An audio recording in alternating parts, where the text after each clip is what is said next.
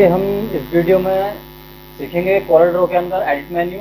पिछली वीडियो में हमने कवर किया था फाइल मेन्यू ऑप्शन। तो यहाँ पर हमने पूरा फाइल मेन्यू को यूज़ किया था। फाइल मेन्यू के अंदर सभी ऑप्शन को स्टेप बाय स्टेप सीखा था। तो आज की इस वीडियो में हम सीखने वाले हैं कि हमारा जो एडिट मेन्यू है उसके अंदर कौन कौन से ऑप्शन आते हैं और किस ऑप्शन का क्या यूज़ होता है। तो ये टॉपिक भी हमारा काफ़ी इंटरेस्टिंग होने वाला है। चलिए शुरू करते हैं। मेरा नाम है मोहम्मद बासित और आप देख रहे हैं UICT institute YouTube Hindi channel. जैसे कि मान लीजिए मैं यहाँ पर क्लिक करता हूँ एडिट मेन्यू पर। एडिट मेन्यू पर जैसे ही क्लिक किया तो आप देखेंगे यहाँ पर कुछ ऑप्शन ऐसे हैं जो कि डिसेबल हैं। तो इनको कैसे इनेबल करना है वो भी हम यहाँ पर देखेंगे अभी। तो हमें क्या करना है, सबसे पहले यहाँ पर देखिए अंडू ऑप्शन आ रहा है, रीडो आ रहा है। ये कोई सा भी ऑप्शन अभी इनेबल नहीं है, इसको पहले हमें इनेबल करना है। इनेबल करने के लिए हमें क्या करना होगा, सबसे पहले किसी न किसी ऑब्जेक्ट को हमें यहाँ पर लेना होगा। हम क्या करते हैं, यहाँ पर एक ऑब्जेक्ट ले लेते हैं कोई सा भी। मान लीजिए मैंने ये ऑब्जेक्ट लिया और इसको इस तरह से ड्रैग किया। ड्रैग करने के बाद में मैंने एक स्टेप यूज किया, इसके बाद में मैं दूसरा स्टेप यूज करता हूँ, इसको मैं कलर फिल कर लिया है। तीसरा स्टेप यूज करता हूँ कि मैं इसकी आउटलाइन को थोड़ा बड़ा कर लेता हूँ। देखिए चौथा स्टेप किया कि मैंने यहाँ पर इसको कलर भी दे दिया है। अब यहाँ पर आप देखेंगे तो अंडू ऑप्शन जो है हमारा आ गया है। तो अंडू क्या काम करता है, स्टेप बाय स्टेप एक एक कमांड पीछे जाता है। ठीक है, जैसे कि आपने पहले भी सॉफ्टवेयर में सीखा होगा तो सेम कंडीशन है यहाँ पर भी। शॉर्टकट इसका भी Ctrl Z रहता है। ठीक है, तो जैसे मैं इस पर क्लिक करता हूँ, देखिए इससे पहले मैंने क्या किया था या फिर इससे पहले क्या था मेरा या फिर उससे पहले क्या था। तो इस तरह से मैं एक एक करके स्टेप बाय स्टेप इसको पीछे जा सकता हूँ। अब इसके नीचे इसका दूसरा ऑप्शन मिल रहा है हमें रीडू का। तो जो हमने कमांड बैक की है उन कमांडों को स्टेप बाय स्टेप फॉरवर्ड करना है, हमें आगे जाना है। तो हम जाएंगे यहाँ पर एडिट मेन्यू के अंदर और रीडू ऑप्शन का यूज करेंगे या फिर शॉर्टकट यूज कर सकते हैं। इसके लिए हम Ctrl+Shift+Z। जो हमारा अंडू है, अंडू के लिए हमारा Ctrl+Z रहता है, जबकि हमारा रीडू के लिए क्या रहता है, Ctrl+Shift+Z रहता है। बाकी सॉफ्टवेयर में Ctrl+Y भी रहता है, लेकिन इस कोरल के अंदर हमारा Ctrl+Shift+Z रहता है, ध्यान रखेंगे। ठीक है, तो अगर आपसे पूछा जाता है Ctrl+Y कहाँ होता है, नोटपैड में MS वर्ड में Ctrl+Y रहता है, लेकिन हमारा कोरल ड्रॉ के अंदर Ctrl+Shift+Z रहता है। तो देखिए मैं इसको क्लिक करता हूँ, आ गया। इसके बाद में फिर मैं Ctrl+Shift+Z यूज करूंगा। देखिए तो फिर ये इस तरह से एक एक स्टेप आगे जा रहा है। उम्मीद करता हूँ समझ आ गया होगा ये दोनों ऑप्शन किस तरह से काम कर रहे हैं। अब देखिए यहाँ पर एक ऑप्शन है हमारा रिपीट पैन आउटलाइन। अगर मैं इसको क्लिक करता हूँ, देखिए कोई भी इफेक्ट नजर नहीं आ रहा है। तो ये क्या काम करता है मैं इसका भी बता देता हूँ। तो अगर आप लास्ट टाइम कोई भी कमांड यूज करते हो तो उस कमांड को यहाँ पर रिपीट करने के लिए ये ऑप्शन यूज किया जाएगा। देखिए मैंने लास्ट टाइम क्या किया, इसको मूव किया है। तो अगर मैं इसको क्लिक करूँ तो लास्ट टाइम जितना मूव किया था इतना मूव इसने यहाँ पर कर लिया है। इसके बाद में मैं कहता हूँ कि मैंने इसको थोड़ा छोटा किया। तो देखिए मैंने इतना छोटा किया, तो हर बार ये इतना छोटा करके इसको रिपीट करेगा। देखिए इस तरह से Ctrl+R इसका शॉर्टकट रहता है, तो हर बार में इस तरह से इसको इतना ही छोटा करता जाएगा।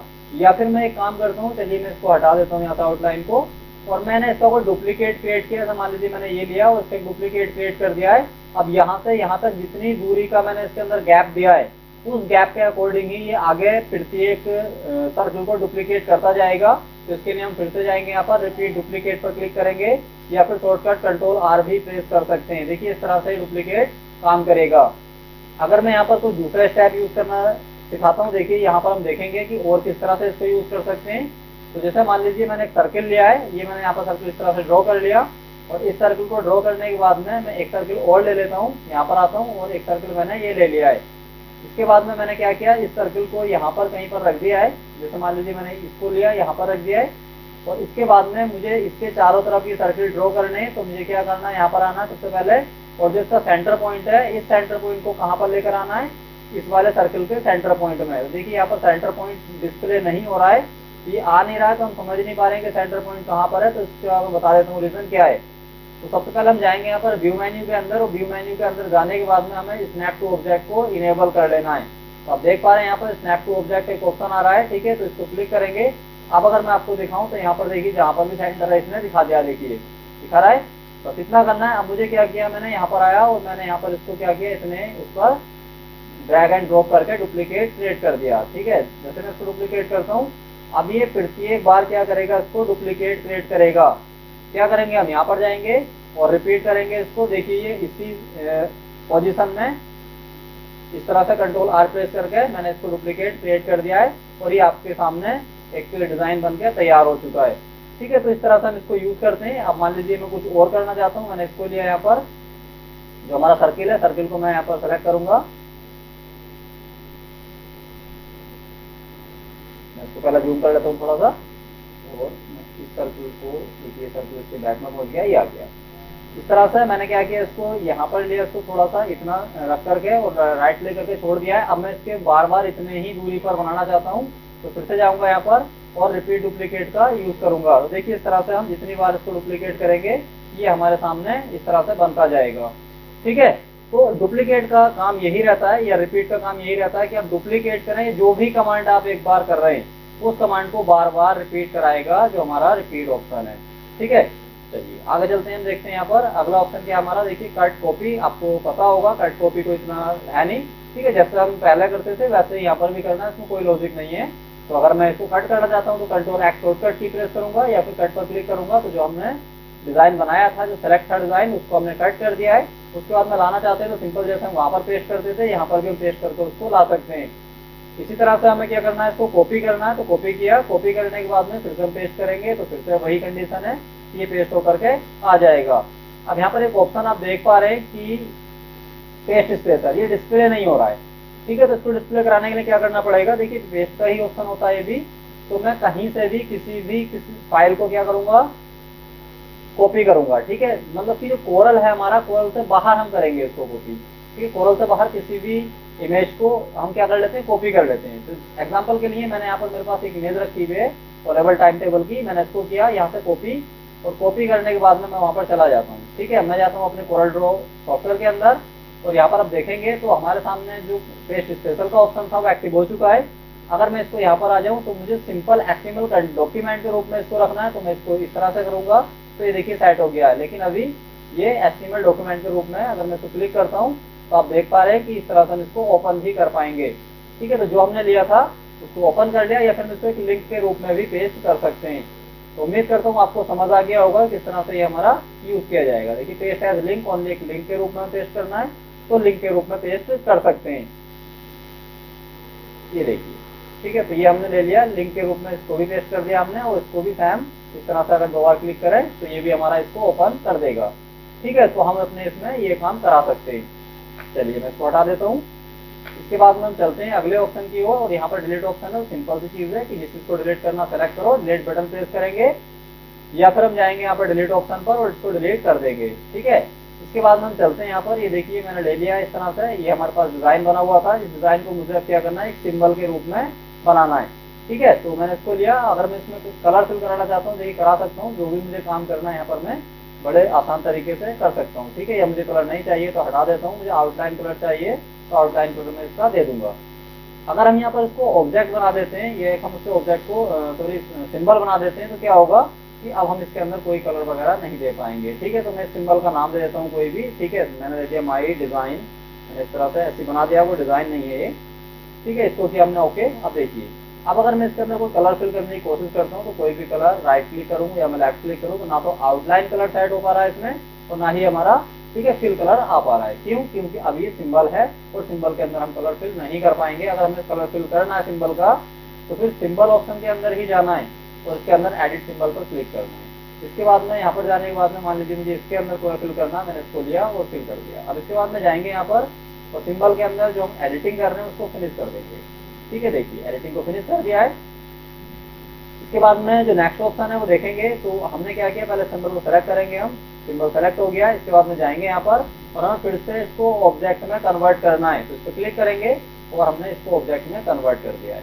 ठीक है, हम इसको लाइब्रेरी में एक्सपोर्ट भी कर सकते हैं, अगर हम चाहे तो अपने सिंबल की लाइब्रेरी में यहाँ से इसको एक्सपोर्ट करेंगे। ठीक है, देखिए यहाँ पर ये एक्सपोर्ट भी है, पहले से दिखाई दे रहा है यहाँ पर हमारा। चलिए आगे देखेंगे हम अगला ऑप्शन, यहाँ पर डुप्लीकेट ऑप्शन है। तो देखिए डुप्लीकेट हम किसी भी ऑब्जेक्ट का बना सकते हैं। ठीक है, तो डुप्लीकेट मैं बना लेता हूँ, किसी एक ऑब्जेक्ट को ले लेता हूँ। तो मान लीजिए मैंने ये ले लिया छोटा सा सर्किल और मैंने इसको इस तरह से लिया, और अगर मैं इसको डुप्लीकेट क्रिएट करना चाहता हूँ तो मेरे पास डुप्लीकेट क्रिएट करने के कई सारे तरीके हैं। सबसे पहला तरीका अगर मैं शॉर्टकट आपको बताऊं तो शॉर्टकट में कंट्रोल के साथ में अगर हम प्लस प्रेस करते हैं न्यूमेरिक कीपैड का, अपना जो कीबोर्ड होता है, कीबोर्ड के अंदर जो न्यूमेरिक कीबोर्ड होता है, ठीक है, उस साइड का हम प्लस प्रेस करते हैं कंट्रोल के साथ में, तो क्या होगा, एक डुप्लीकेट कॉपी क्रिएट होगी जो कि इसी के ऊपर आ जाएगी। अब देखिए मैं एरो की मदद से या फिर मैं इसको इस तरह से उठाता हूँ, देखिए डुप्लीकेट सेम उसी के ऊपर यहाँ पर रखा हुआ है। ठीक है, अब दूसरा तरीका रहता है कि मैं इसको क्या करूं, कंट्रोल डी प्रेस करके, देखिए तब भी आ जाएगा।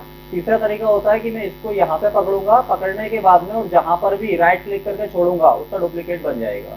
ठीक है, तो एक तो ये तरीका हमारा इतने तरीके से बना सकते हैं, या फिर हम डुप्लीकेट ऑप्शन से बना सकते हैं सिंपल। ठीक है, अगर मैं इसका डुप्लीकेट क्रिएट करना चाहता हूँ तो यहाँ पर जाऊंगा और फिर डुप्लीकेट यहाँ पर भी क्रिएट कर सकता हूँ। ठीक है, तो इस तरह से हम इसका डुप्लीकेट को क्रिएट करेंगे।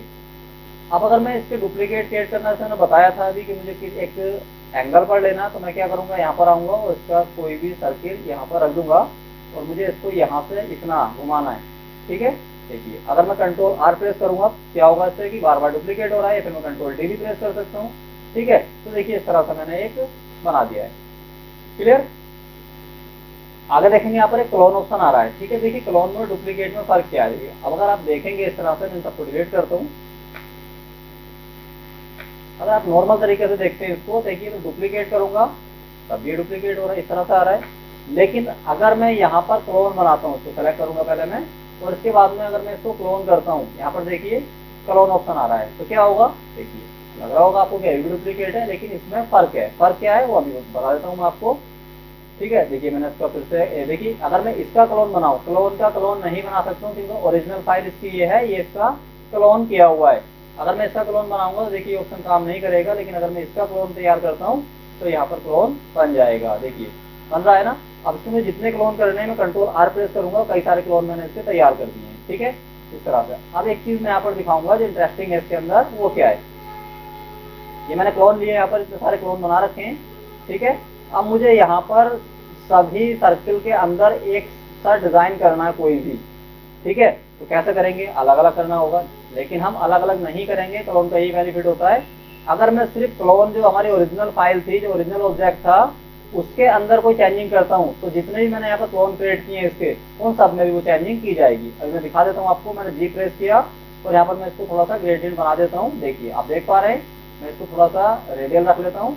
तो देखिए इस तरह से अगर आप देखेंगे तो देखिए जो भी मैं कर रहा हूँ वो सबके ऊपर अप्लाई हो रहा है। अगर मैं इसको राइट क्लिक करके इसकी आउटलाइन खत्म करता हूँ, देखिए सबकी आउटलाइन खत्म हो गई। और अगर मैं इसको डिलीट कर दूं तो देखिए सारे ही क्लोन डिलीट हो जाएंगे। तो इस तरह से कुछ यूज किया जाता है क्लोन ऑप्शन का। ठीक है, और भी कई सारे यूज रहते हैं क्लोन के। अगर मैं यहाँ पर दिखाऊं आपको, तो जैसे मैंने एक मान लीजिए एक लाइन ली है, और लाइन लेने के बाद में लाइन मैंने ड्रॉ की इस तरह से। ठीक है, तो कोई भी एक लाइन मैंने इस तरह से ले ली है, और लाइन लेने के बाद में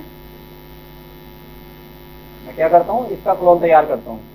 ठीक है, तो मैंने क्या किया, यहाँ पर आए और यहाँ पर आने के बाद में मैंने इसका एक क्लोन तैयार कर दिया है। ठीक है, अब मैं यहाँ पर इसके कई सारे क्लोन तैयार कर देता हूँ। मैंने किया कंट्रोल आर, और ये देखिए कई सारे क्लोन इसके बन चुके हैं। अब अगर मान लीजिए मुझे इस लाइन को कुछ भी करना है, मैं इसको पहले सबको सेंटर में कर लेता हूँ। देखिए सारी लाइनें एक साइड में हो चुकी हैं। अब मुझे क्या करना है, यहाँ पर जाना है और जो मेरा सबसे पहली वाली लाइन थी उस लाइन को सेलेक्ट करके तो क्या करना है, कर्व करना है। देखिए इस पर क्लिक करूंगा, फिर टू कर्व, और देखिए अगर मैं इसको कर्व करता हूँ तो आप देखेंगे जितनी लाइनें थी वो सभी एक साथ कर्व की जा रही हैं। देखिए, तो इस तरह से हम अगर एक शेप में रखना चाहते हैं, ठीक है, सबको एक जैसा, तो देखिए कितना आसान है हमारे लिए इस तरह से डिजाइन तैयार करना। तो आई होप आपको समझ आ गया होगा। तो यहाँ पर मुझे क्लोन जो ऑप्शन है वो काफी ज्यादा इंटरेस्टिंग और काफी ज्यादा अच्छा लगता है। ठीक है, तो आप भी कमेंट में बताइएगा कैसा लगा आपको। चलिए आगे देखते हैं हम। जो ऑप्शन है यहाँ पर हमारा, देखिए कॉपी प्रॉपर्टी फ्रॉम, इसका यूज क्या है। देखिए प्रॉपर्टी आप जानते हैं, जैसे मैंने कोई भी ऑब्जेक्ट लिया हुआ है और उस ऑब्जेक्ट के अंदर क्या मैंने कलर फिल किया है, क्या मैंने आउटलाइन का कलर दिया है, या मैंने क्या उसके अंदर इफेक्ट फिल किया है, ये सब क्या है, इसकी प्रॉपर्टी है।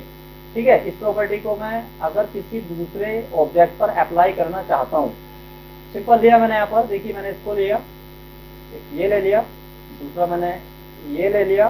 ठीक है, और चलिए तीसरा मैंने ये ले लिया। इस तरह से मैंने 3 ऑब्जेक्ट ले लिए यहाँ पर। तो मैंने इसको सेलेक्ट किया, सेलेक्ट करने के बाद मैं जाऊंगा यहाँ पर और कॉपी प्रॉपर्टी फ्रॉम, इस पर क्लिक करूंगा। ठीक है, मुझे इसकी आउटलाइन और कलर और फिल कलर, मुझे सारी चीजें इसकी क्या करनी है, अप्लाई करनी है। देखिए ये लिया इस तरह से। अब इन दोनों पे भी सेम करना चाहता हूँ, दोनों को सेलेक्ट किया, कंट्रोल आर प्रेस करूंगा, तो आप देख पा रहे हैं कि इस तरह से मैंने एक ही बार में सभी पर क्या किया, अप्लाई कर दिया है। जो भी प्रॉपर्टी थी उसको अप्लाई किया। अभी कंट्रोल आर से मैंने क्या किया, जो चीज इस पर मैंने अप्लाई की वो सेम इस पर अप्लाई हो गई। ये हमारा क्या है, रिपीट वाला ऑप्शन था। ठीक है, तो देखिए repeat option, duplicate option, clone option, ये काफी ज्यादा इंटरेस्टिंग होते हैं हमारे, काफी ज्यादा यूजफुल रहते हैं। तो और रिपीट तो मैं आपको यहाँ पर जितने डिजाइन बनाऊंगा, मैक्सिमम डिजाइन में रिपीट ऑप्शन का यूज बताऊंगा मैं आपको। ठीक है, चलिए अब यहाँ पर एक ऑप्शन मिलता है हमें रिपीट स्टेप एंड रिपीट। ठीक है, अभी जो हम रिपीट कर रहे थे वो मैनुअल कर रहे थे, अभी देखिए अब हम अपने स्टेप के माध्यम से रिपीट कराएंगे। जैसे मैंने ये लिया है, ये हमारे पास एक सर्किल है और इस सर्किल को मुझे क्या करना है, यहाँ तक रिपीट कराना है एक अपने हिसाब से। क्या किया हमने, यहाँ पर आ गए। चलिए मैं इसको ले लेता हूँ इस तरह से, थोड़ा सा मैं इसको जूम कर लेता हूँ। ठीक है, तो मैंने इसको लिया, हल्का सा जूम कर लिया F2 प्रेस करते हुए, और इस तरह से मैंने इसको इतना जूम रख लिया है। ठीक है, इसको लिया मैंने, लेने के बाद मैं जाऊंगा यहाँ पर और स्टेप एंड रिपीट पर क्लिक करूंगा, control shift D shortcut use कर सकते हैं इसका हम। अब मुझे इसकी नंबर ऑफ कॉपीज कितनी चाहिए, तो मैं कह रहा हूँ मुझे यहाँ पर 10 कॉपीज चाहिए। ठीक है, अब हॉरिजॉन्टल ऑफसेट मतलब कि ये वाला जो ऑफसेट है इसका इधर से इस साइड में जो चलेगा इसको हॉरिजॉन्टल ऑफसेट बोलते हैं, और नीचे आ रहा है वर्टिकल ऑफसेट मतलब कि इस साइड से इस साइड में जो चलेगा। तो मुझे यहाँ पर एक ऑफसेट देना है, मुझे कौन सा देना है, मुझे इधर से इस साइड में लाना है इसको। ठीक है, थोड़ा सा मैं इधर कर लेता हूँ, और चलिए मैं थोड़ा सा इसको और मूव करा लेता हूँ ऊपर, थोड़ा सा। ठीक है, तो मुझे यहाँ से यहाँ तक 10 कॉपी चाहिए इसकी। और तो मैंने क्या किया, जो हमारा हॉरिजॉन्टल ऑफसेट है उसको हम रखेंगे यहाँ पर ऑफसेट। ठीक है, और कितनी दूरी, डिस्टेंस कितना रखना है हमें इसका, 1 इंच का रख लेते हैं। चलिए 1 इंच, थोड़ा ज़्यादा हो जाएगा, मैं कर देता हूँ इसका 0.75 इंच। ठीक है, इसके बाद में जो मेरा वर्टिकल ऑफसेट है उसको मैं क्या करता हूँ, ऑफ कर देता हूँ। ठीक है, नो ऑफसेट पर क्लिक करूंगा, और जैसे ही मैं इस पर अप्लाई करता हूँ तो आप देख पा रहे हैं यहाँ पर एक ही साथ में एक ही बार में 10 कॉपी और बिल्कुल सेम डिस्टेंस के साथ में क्रिएट हो चुकी हैं। अब अगर मैं कहूँ कि यहाँ पर जो मैंने लिया है यही काम मुझे इसके ऊपर या नीचे भी करना है, ठीक है, तो मैं क्या करूँगा, तब मैं करूँगा ये कि यहाँ पर आऊँगा और इस ऑफसेट को क्या करूँगा, 10 कॉपी चाहिए तो ये वाला ऑफसेट मैं यहाँ पर रखूँगा, स्पेस बिटवीन, ठीक है, ऑब्जेक्ट और डिस्टेंस 1 इंच का रखूँगा, और जो इसका, ठीक है, डाउन में रखूँगा डायरेक्शन, और मैं 10 कॉपी, अब ये वाला जो ऑफसेट है इसको मैं बंद कर दूंगा, नो ऑफसेट करूँगा और अप्लाई करूँगा। तो आप देख पा रहे हैं 1-1 इंच के डिस्टेंस से यहाँ पर 10 कॉपी हमारे सामने क्रिएट हो चुकी है। आप यहाँ पर देखेंगे तो 10 लाइन आपको नजर आएंगी, तो कुछ इस तरह से ये हमारा काम करेगा। ठीक है, तो इस तरह से हम कोई भी डिजाइन तैयार कर सकते हैं काफी इजी वे में। देखिए, ठीक है, अगर तो थोड़ा सा कम रखना था मुझे तो मैं कुछ और कम रख सकता था। चलिए मैं यहाँ पर एक काम करता हूँ, मैं फिर से जाता हूँ यहाँ पर, इस बार 1 इंच की जगह इसको 0.5 इंच करके और अप्लाई करा देता हूँ। तो देखिए इसके बीच में एक और आ गया है। ठीक है, तो इस तरह से मैंने एक डिजाइन रेडी कर दिया यहाँ पर। चलिए अगला ऑप्शन देखेंगे, यहाँ पर स्टेप एंड रिपीट हो चुका है हमारा। ठीक है, ओवर प्रिंट आउटलाइन, इसका यूज देखेंगे तो यहाँ पर जो भी प्रिंटिंग के लिए यूज होती है आउटलाइन वो आएगी। ठीक है, इसी तरह से हमारा ओवर प्रिंट फिल ऑप्शन आ रहा है। देखिए अब इसके बाद में चलते हैं हम सेलेक्ट ऑब्जेक्ट। अब कौन सा ऑब्जेक्ट हमें सेलेक्ट करना है, देखिए सभी ऑब्जेक्ट करने, टेक्स्ट करना है या गाइडलाइन करना है या फिर नोट्स करने हैं। ठीक है, चलिए इन तीनों का यूज मैं बता देता हूँ आपको। जैसे अभी मैंने जो लिए मैं इन सबको डिलीट करता हूँ और मैं आपको दिखाता हूँ कि जो भी हमने ड्रैग किया है, ड्रैग एंड ड्रॉप किया है, वो क्या हमारा ऑब्जेक्ट है। देखिए ये सब क्या हमारे ऑब्जेक्ट हैं। मैंने ये लिया, ये भी ऑब्जेक्ट है मेरा, मैंने ये लिया, ये भी ऑब्जेक्ट है मेरा, लेकिन मैंने यहाँ पर कुछ टेक्स्ट लिखा तो ये ऑब्जेक्ट नहीं है, ये क्या मेरा टेक्स्ट है। इसको मैंने लिया, यहाँ पर लिया, इस तरह से मैंने इसको भी ले लिया है। ठीक है, अब मुझे क्या करना है, मैंने कुछ गाइडलाइन भी ले ली, यहाँ पर एक गाइडलाइन ये ले ली मैंने, दूसरी गाइडलाइन ये ले ली। ठीक है, अब यहाँ पर जाना है मुझे सेलेक्ट ऑल पर। क्या चीज सेलेक्ट करनी है मुझे, ऑल ऑब्जेक्ट। तो आप देखेंगे सारे ऑब्जेक्ट इसमें सेलेक्ट कर लिए। अब मुझे ओनली टेक्स्ट को सेलेक्ट करना है। ठीक है, तो क्या करूंगा, मैं यहाँ पर जाऊंगा और ओनली टेक्स्ट सेलेक्ट करूंगा। यहाँ पर आए, इस पर क्लिक किया और टेक्स्ट। तो आप देख पा रहे हैं कि सिर्फ टेक्स्ट सेलेक्ट हुआ है, यहाँ पर ऑब्जेक्ट एक भी सेलेक्ट नहीं हुआ है। इसी तरह से मुझे क्या करना है, गाइडलाइन को सेलेक्ट करना है। तो हम जाएंगे इस पर और यहाँ पर गाइडलाइन को सेलेक्ट कर देंगे। देखिए गाइडलाइन सेलेक्ट हो गई है। अब गाइडलाइन को देखिए मूव करता हूँ, मूव हो रही है, डिलीट करता हूँ, डिलीट भी हो जाएंगी। ठीक है, इसी तरह से मुझे अगर इसके अंदर कुछ नोड बनाने हैं तो नोड कब बनेंगे, यहाँ पर आएंगे, इसको हम करेंगे कन्वर्ट टू कर्व। अब देखिए यहाँ पर एक नोड आ गया मेरा, एक नोड यहाँ पर आ गया। मुझे सारे नोड एक साथ सेलेक्ट करने हैं। तो मैंने क्या किया, यहाँ पर आए तो देखिए जो नोड वाला ऑप्शन था वो शो नहीं हो रहा था, लेकिन अब तो होना स्टार्ट हो गया है। ठीक है, आप देख पा रहे हो कि सारे नोड यहाँ पर एक साथ सेलेक्ट हो गए इस तरह से। ठीक है, तो उम्मीद करता हूँ आपको ये समझ आ गया होगा कि किस तरह से हमारा सेलेक्ट ऑल ऑप्शन काम करेगा। चलिए अब देखेंगे हम फाइंड एंड रिप्लेस ऑप्शन जो आता है हमारा, इसका क्या यूज रहता है। देखिए इस पर क्लिक किया, वो फाइंड ऑब्जेक्ट, तो हम किस ऑब्जेक्ट को सेलेक्ट करना चाहते हैं फाइंड, वो यहाँ पर हम दे देंगे, नेक्स्ट करेंगे। इसके बाद में जाएंगे, इसमें मुझे सिर्फ क्या करना है, जो भी मैंने यहाँ पर इलिप्स टूल ले रखे हैं सिर्फ उनको मुझे फाइंड करना है। तो आप देखेंगे यहाँ पर इलिप्स भी हमारे फाइंड किए जा सकते हैं। देखिए अब देखिए जितने भी इलिप्स हैं वो सारे हमारे फाइंड किए जा रहे हैं यहाँ पर। ठीक है, इस तरह से आप जो भी फाइंड करोगे वही यहाँ पर आ जाएगा। ठीक है, इसके बाद में ऑप्शन मिलेगा हमें इंसर्ट इंटरनेट ऑब्जेक्ट। तो देखिए यहाँ पर ABCD टेक्स्ट एडिट बॉक्स लेना चाहते हैं, जावा एप्लेट लेना चाहते हैं, ठीक है, सिंपल बटन यहाँ पर क्रिएट करना चाहते हैं, तो कुछ इस तरह से बटन आ जाएगा। देखिए इस तरह से बटन आ रहा है, मैं इसको जूम करके दिखाता हूँ। तो ये इस तरह से हम एक बटन को भी क्रिएट कर सकते हैं, ठीक है।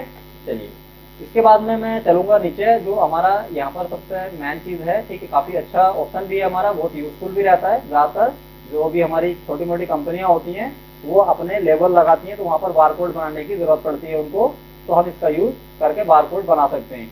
देखिए यहाँ पर एक ऑप्शन मिल रहा है हमें इंसर्ट बारकोड। अगर हमें बारकोड क्रिएट करना है तो उस पर क्लिक किया, क्लिक करने के बाद में जाएंगे। अब बारकोड मुझे किस चीज़ का चाहिए, जैसे मैंने वेबसाइट का रखा हुआ है, ठीक है, या मैं किसी फोन नंबर का रखना चाहता हूँ। देखिए यहाँ पर आप देखेंगे select one of the following industry standard format, ठीक है। तो अगर मैं इसको रखता हूँ, देखिए यहाँ पर दूसरे भी फॉर्मेट आ रहे हैं, जैसे मैंने इसको रख दिया कोड बार, तो यहाँ पर देखेंगे मैं कोई फोन नंबर देना चाहता हूँ तो यहाँ पर मैं दे दूंगा, ठीक है। मैंने नेक्स्ट किया। इसके बाद में यहाँ पर ये सारी प्रॉपर्टी आप एक बार देख लेंगे, अगर ठीक है तो रहने देंगे, अगर इसमें चेंजिंग करनी है रेजोल्यूशन वगैरह तो वो कर सकते हैं, तो मैं यहाँ पर नहीं कर रहा हूँ, नेक्स्ट करूंगा। अगर मैं चाहता हूँ कि बारकोड के नीचे फोन नंबर भी लिखा हुआ नजर आना चाहिए, तो मैं इस पर क्लिक करूंगा, make this barcode human readable, ठीक है। तो देखिए यहाँ पर फोन नंबर भी लिखा हुआ आ जाएगा, फिनिश किया मैंने, और यहाँ पर आप देखेंगे तो कुछ इस तरह से हमारा बारकोड नजर आएगा। देखिए इस तरह से आ रहा है, फोन नंबर भी आ रहा है। उम्मीद करता हूँ कि आपको ये समझ आ गया होगा, ठीक है। आपको यहाँ पर एक इंसर्ट न्यू ऑब्जेक्ट नजर आ रहा है, तो इसमें जैसे कि आपने पिछले सभी सॉफ्टवेयर में सीखा होगा, किसी भी अदर सॉफ्टवेयर से कोई भी काम करना उसके अंदर लाना, तो फिर हम यहाँ पर ये यूज कर सकते हैं, ठीक है। देखिए आ रहे हैं सभी सॉफ्टवेयर, किस सॉफ्टवेयर से काम करना है हमें उस सॉफ्टवेयर में क्लिक करना है, उसको ओपन कर लेना है, ठीक है। तो चलिए मैं इसको नहीं बता रहा हूँ क्योंकि आप ये पहले कई सारे सॉफ्टवेयर में सीख चुके हैं। आगे देखेंगे हम, ठीक है। देखिए यहाँ पर मैंने इसको सेलेक्ट किया पहले बारकोड को, और इसे बारकोड को एडिट करना है, कुछ भी करना, तो यहाँ पर बारकोड ऑप्शन आ रहा है। देखिए इस पर क्लिक करूंगा और मैं एडिट करूंगा। एडिट किया मैंने, एडिट करने के बाद में मान लीजिए मुझे यहाँ पर वेबसाइट डालनी है, तो आप देखेंगे यहाँ पर वेबसाइट को ये मना कर रहा है। क्या लिख कर आ रहा है मैसेज, देखिए इनवैलिड इनपुट करेक्टर, ठीक है। तो करेक्टर इनवैलिड दिखा रहा है, क्यों? क्योंकि हमने यहाँ पर बारकोड बार ले रखा है। तो मैं अगर ना यहाँ पर जाना है और यहाँ पर 128 को सेलेक्ट कर लेना है, ठीक है। अब मैं यहाँ पर किसी वेबसाइट का लिंक दे सकता हूँ इस तरह से, जैसे मैंने अपनी वेबसाइट का लिंक दे दिया है uictinstitute.com, ये हमारा आ चुका है। इसके बाद में हम नेक्स्ट करेंगे, और मान लीजिए फिर नेक्स्ट करेंगे। मुझे इस बार वेबसाइट इसके नीचे लिखकर नहीं दिखानी है, तो मैं इसको हटा दूंगा और फिर मैं इसको फिनिश करूंगा। तो आप देख पा रहे हैं इस तरह से बारकोड बन गया है। आपको जितने भी बारकोड प्रिंट करने हैं यहाँ पर आइए और यहाँ से इसका डुप्लीकेट क्रिएट करके बारकोड तैयार करेंगे, ठीक है। देखिए मैंने इस तरह से ले लिया है, सॉरी मैं इसका डुप्लीकेट क्रिएट कर रहा हूँ। देखिए ये मेरा डुप्लीकेट क्रिएट हो चुका है इस तरह से, ठीक है। अब मुझे इन दोनों को लेना है, दोनों को लेने के बाद में मुझे यहाँ पर इसका डुप्लीकेट क्रिएट करना है, ठीक है। तो मैं यहाँ पर कंट्रोल डी प्रेस करते हुए इसको डुप्लीकेट क्रिएट करूंगा इस तरह से। ये हमारा डुप्लीकेट देखिए पूरा पेज आ चुका है। अगर आपको लग रहा है यहाँ पर, देखिए उससे पहले मैं क्या करता हूँ, इन सबको सेलेक्ट करके और यहाँ पर एल प्रेस करूंगा। इसके बाद में मैं इन सबको सेलेक्ट करूंगा और एल प्रेस करूंगा, ठीक है। देखिए ये हमारे आ चुके हैं, ठीक है। अब हम इसको पेज से थोड़ा सा आउट हो रहा है, तो काम करते हैं थोड़ा छोटा कर देते हैं इसको। तो देखिए इस तरह से आप इसको प्रिंट करेंगे आराम से, और आपको जितनी भी सीट चाहिए इतनी आप प्रिंट करा देंगे, ठीक है। इस तरह से ही आपका जो भी हमारे छोटे मोटे लगाने होते हैं लेबल या स्टिकर, वो हम बना सकते हैं। उम्मीद करता हूँ आपको समझ आ गया होगा। जो भी चीज़ आप यहाँ पर सेलेक्ट किए हुए, आपको किसी भी प्रॉपर्टी को देखना है उसकी, तो प्रॉपर्टी को देखने के लिए जाएंगे यहाँ पर और प्रॉपर्टी पर क्लिक करेंगे, ठीक है। देखिए प्रॉपर्टी यहाँ पर आपको नजर आएगी। तो चलिए कीजिए प्रैक्टिस, मिलते हैं अगली वीडियो में। अगर आपको कुछ भी समझ नहीं आए तो आप कमेंट करके पूछ सकते हैं, या आपको वीडियो कैसी लगी आप मुझे कमेंट बॉक्स में बता दीजिएगा। तब तक के लिए बाय बाय।